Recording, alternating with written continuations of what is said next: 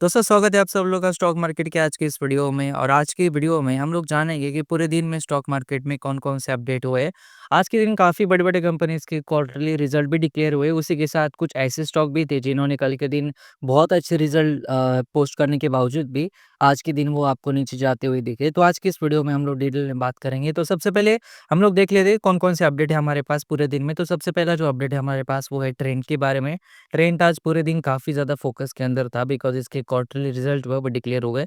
और इस रिज़ल्ट के दौरान कंपनी ने ज़ुडियो और वेबसाइट जो इनकी पैरेंट कंपनी ट्रेंड है, इन्होंने कहीं न कहीं अपना जो रेवेन्यूज़ है इसके अंदर 17% की ईयर ऑन ईयर बेसिस के अंदर अच्छी जंप लगाई है। उसके साथ इन्होंने अपना जो रेवेन्यूज़ है वो रिपोर्ट किया है 4224 करोड़ रुपीज़। क्वार्टर 2 के अंदर फाइनेंशियल ईयर 2026 में अगेंस्ट दी 4036 करोड़ का जो इनका रेवेन्यूज़ था पिछले साल सेम क्वार्टर में, उसके अंतर्गत कहीं न कहीं इस वजह से स्टॉक काफ़ी ज़्यादा फ़ोकस के अंदर था। लेकिन as a large cap company इसके अंदर एक एक्स्पोनेंशियल ग्रोथ आपको जो पिछले 4-5 साल में देखी थी, 2021-22 में जिस तरीके से ट्रेंड परफ़ॉर्म कर रहा था, वो ग्रोथ कहीं न कहीं थोड़ा नज़र नहीं आ रही है। हालाँकि इसके पीछे काफ़ी बड़े रीज़न्स भी है कि कंपनी जिस लेवल के ऊपर पहुँच चुकी है, यहाँ से आगे जाने के लिए कंपनी को एक्स्पोनेंशियल ग्रोथ करने के लिए बहुत ही मैसिव लेवल के ऊपर एक्सपेंशन करना पड़ेगा, जो कि पॉसिबल नहीं होता कंपनीज़ के लिए, specially company like trend trend जहाँ पे वो एक बहुत ऑलरेडी लार्ज कैप कंपनी बन चुकी है। दूसरा जो अपडेट है हमारे पास वो है ब्लिस जीवीएस के बारे में। ये शेयर भी आज के दिन फोकस के अंदर था और कहीं न कहीं इसके अंदर भी काफ़ी बड़े रिज़ल्ट डिक्लेयर हो चुके हैं। इसका जो नेट सेल्स है वो 244 करोड़ के आसपास रिपोर्ट किया गया था 2025 में, जो पिछले साल 217 करोड़ के आसपास रिपोर्ट किया गया था, जो कि 12.27% की बढ़ोतरी आपको नज़र आई है। प्रॉफिट के अंदर भी आपको 32% की एक अच्छी जंप नज़र आई है, जो कि 27.25 करोड़ के आसपास रिपोर्ट किया। ईबिटा के अंदर भी 11.65% की अच्छी जंप भी है और कहीं न कहीं इस वजह से स्टॉक जो है पूरे दिन काफ़ी फोकस के अंदर था। अगला जो अपडेट है हमारे पास वो है सात्विक ग्रीन के बारे में। सात्विक ग्रीन के भी क्वार्टरली रिजल्ट डिक्लेयर हो चुके हैं और इसके अंदर भी आपको सेल्स के अंदर 61.59% की जंप नज़र आती है पिछले साल के मुकाबले। अगर हम नेट प्रॉफिट की बात करते हैं, वो भी आप उसके अंदर भी आपको एक अच्छी जंप नज़र आती है 36.01% की। पिछले साल के सितंबर क्वार्टर के मुकाबले इस क्वार्टर में 83.24 करोड़ रुपए का प्रॉफिट कंपनी ने रिपोर्ट किया है। ईबिटा के अंदर भी 38.97% की एक अच्छी जंप है और कहीं न कहीं इस वजह से ये भी स्टॉक आज के दिन काफ़ी एक अच्छी वॉल्यूम के साथ ट्रेड होता हुआ आपको नज़र आया है। अभी जो न्यूज़ है दोस्तों वो है रिलायंस पावर के बारे में। अनिल अंबानी के लिए जो सारी चीज़ें हैं वो अच्छी नहीं चल रही है पिछले कुछ दिनों से। हालाँकि मैंने चाय के ऊपर ऑलरेडी इसके बारे में डिस्कशन किया हुआ था कि रिलायंस पावर किस तरीके से अपनी गलत चीज़ों के लिए रिलायंस ग्रुप स्पेशली अनिल अंबानी के अंडर जितनी सारी कंपनीज़ हैं, अपनी गलत चीज़ों के लिए किस तरीके से फ़ोकस के अंदर हमेशा रहते हैं। और उसके लिए और एक न्यूज़ आज आ चुकी है। ईडी ने इस रिलायंस पावर के फेक बैंक गारंटी केस के अंदर एक तीसरा अरेस्ट किया है और ये जो केस है वो कहीं न कहीं आपको बता सकता है कि कंपनी के कॉर्पोरेट गवर्नेंस के अंदर कितनी बड़ी डिफ़ॉल्ट चीज़ें थी, कितनी बड़ी ऐसी चीज़ें थी जो एज़ ए इन्वेस्टर आपके लिए हमेशा बहुत ही डेंजरस रहती है। इसलिए हमेशा आपको कोई स्टॉक अगर भाग रहा है, जैसे कि रिलायंस पावर के साथ 2-3 मंथ पहले हो रहा था कि स्टॉक जो है वो सडनली ₹40 से ₹50 के आसपास जा रहा था, अच्छे वॉल्यूम्स आ रहे थे। उस टाइम पे लोगों को लगता है कि यार अच्छा है ना, यहाँ से ये कंपनी अगर 10 गुना भी हो जाती तो मेरे मल्टीबैगर रिटर्न्स बन जाएँगे। लेकिन एक्चुअली में आपको कंपनी तभी रिटर्न्स देती है जब उसके अंदर एक अच्छी कॉर्पोरेट गवर्नेंस की चीज़ें हो रही होती है और स्पेशली अनिल अंबानी के अंडर में जितनी कंपनीज़ है, इनकी हिस्टोरिकल चीज़ें ऐसी रही है कि कहीं न कहीं कुछ न कुछ फ्रॉड ही इन सब लोग की कंपनीज़ में होता रहता है। अगली जो अपडेट है दोस्तों, वो है पावर फाइनेंस कॉर्प के बारे में। इसने भी अपने क्वार्टरली रिजल्ट डिक्लेयर कर चुके हैं और इस रिजल्ट के अंदर क्वार्टर 2 का जो रेवेन्यूज़ है वो 147.6 बिलियन रुपीज़ इसने रिपोर्ट किया, जो कि 11.4% ईयर ऑन ईयर बढ़ा है।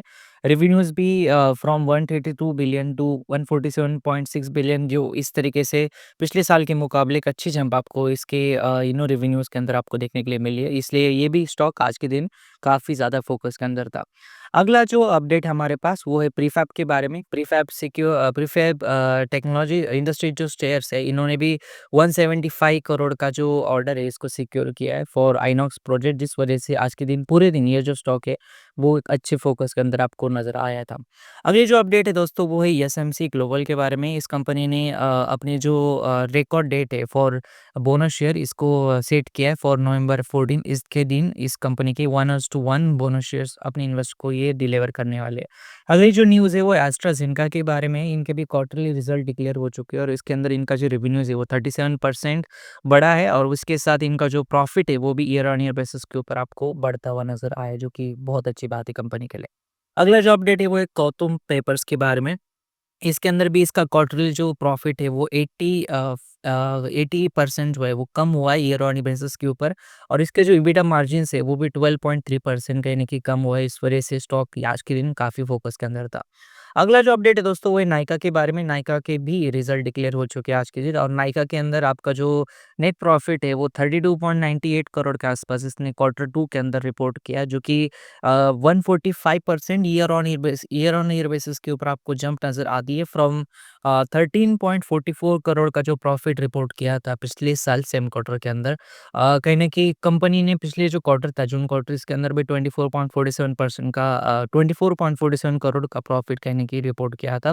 नायका जब जब लिस्ट हुआ था तब काफ़ी ज़्यादा ट्रोल किया गया था, लेकिन अब ऐसा लग रहा है कि थोड़ा-थोड़ा ये अपने लाइन के ऊपर आ रहा है, अपने पूरा फाइनेंशियल्स को किस थोड़ी तरीके से एक अच्छी तरीके से अपने लेवल के ऊपर ही जा रहा है।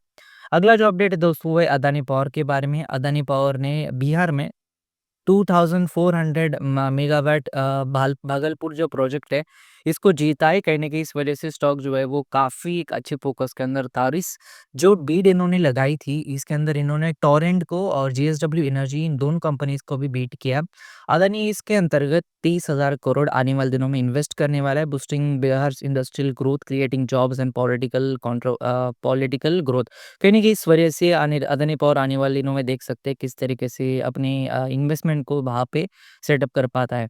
अगला जो अपडेट है वो दोस्तों वो है सीतारमण के बारे में। सीतारमण ने बीएसई के बारे में एक चीज़ कही है। हालाँकि ये जो अपडेट है बीएसई के रिलेटेड है, लेकिन ये चीज़ जितने सारे ब्रोकिंग स्टॉक्स हैं इनके लिए काफ़ी इंपॉर्टेंट है या फिर एक्सचेंजेस इनके लिए भी काफ़ी इंपॉर्टेंट है। इन्होंने ऐसा मतलब डिक्लेयर किया है कि जो हम ये एफ-एन-ओ सेगमेंट है इसके खिलाफ नहीं है, हम बस इन सब चीज़ों को थोड़ा रेगुलेट करना चाहती है और आने वाले दिनों में इनके लिए एक अच्छी अपडेट आपको नज़र आ सकती है। तो कहीं न कहीं जो अनसर्टेनिटी थी सबके मन में कि आने वाले दिनों में क्या ये एफ-एन-ओ सेगमेंट में वॉल्यूम्स कम हो जाएँगे, इसके अंतर्गत इन्होंने काफ़ी बड़ा क्लैरिफिकेशन दिया, जिस वजह से आज के दिन बीएसई काफ़ी एक फ़ोकस के अंदर था। बीएसई के स्टॉक ने एक अच्छी जंप आपको आज इतना ज फॉल हो रहा था, फिर भी एक अच्छी जंप आपको नज़र आई थी बीएसई स्टॉक के अंदर। अगला जो अपडेट है हमारे पास और दिन का आखिरी जो अपडेट है, वो है सुज़लॉन एनर्जी के बारे में। सुज़लॉन एनर्जी के कल के दिन एक अच्छे रिज़ल्ट आए थे। डिस्पाइट दोज़ रिज़ल्ट्स कहीं न कहीं स्टॉक ने एक अच्छी खासी जंप आपको आज के दिन दिखाई है। हालाँकि इसके पीछे रीज़न सिंपल सा होता है, कई बार स्टॉक जो है वो काफ़ी जब भाग जाता है तो उसके अंदर प्रॉफ़िट बुकिंग आता है। कई बार ऐसा भी होता है कि स्टॉक के अंदर एक मोमेंटम बिल्ड होने के लिए थोड़ा टाइम लगता है। जब रिज़ल्ट आता है तो हर इन्वेस्टर का अपना-अपना एक अलग परसेप्शन होता है। उस परसेप्शन के अंतर्गत वो अपनी मूव्स करता है, कोई सेल करते हैं, कोई बाय करते हैं, तो इसलिए कोई घबराने वाली बात नहीं होती। लेकिन ऑब्वियसली इसने जो अपने जो कहीं न कहीं रिज़ल्ट डिक्लेयर किए वो काफ़ी एक अच्छे रिज़ल्ट डिक्लेयर किए, जिस वजह से कहीं न कहीं कंपनी ने सेंसेक्स को ओवर द पास्ट मंथ और पिछले 3 साल में आउट परफॉर्म किया और इसके जो सेल्स और प्रॉफिट्स है वो रिकॉर्डली डिक्लेयर हो चुके हैं, जिस वजह से कहीं न कहीं कंपनी काफ़ी बड़े फोकस के अंदर आज के दिन भी रही थी। इसलिए जब जस्ट बिकॉज़ स्टॉक थोड़ा नीचे जा रहा है इसका मतलब ये नहीं होता कि स्टॉक के रिज़ल्ट कोई खराब हो चुके हैं और स्टॉक मार्केट में अक्सर ऐसा ही होता है कि जब कोई स्टॉक अच्छा रिजल्ट डिक्लेयर करता है वो गिर जाता है और कोई बहुत खराब रिजल्ट डिक्लेयर करने के बावजूद भी अच्छा जंप लगा देता है। ये जस्ट अबाउट द सेंटिमेंट और the big players playing their game. तो ये थे पूरे दिन के अपडेट्स। अगर कोई अपडेट आपको ऐसा लगता है जो मैंने मिस किया तो आप मुझे कमेंट बॉक्स में बता सकती हो और कोई ऐसा अपडेट जो आने वाले दिनों में हम आपको दें तो आप मुझे कमेंट बॉक्स में इसके लिए सजेशन भी दे सकते हो, बिकॉज़ हम लोग इस चैनल के ऊपर थोड़ा एक्सपेरिमेंट कर रहे हैं फेसलेस वीडियो बनाकर। हम लोग देखते हैं कि आने वाले दिनों में किस तरीके से रिस्पॉन्स आते हैं और आप लोग किस तरीके से चीज़ें समझ पाते हो। धन्यवाद दोस्तों ये वीडियो देखने के लिए। धन्यवाद।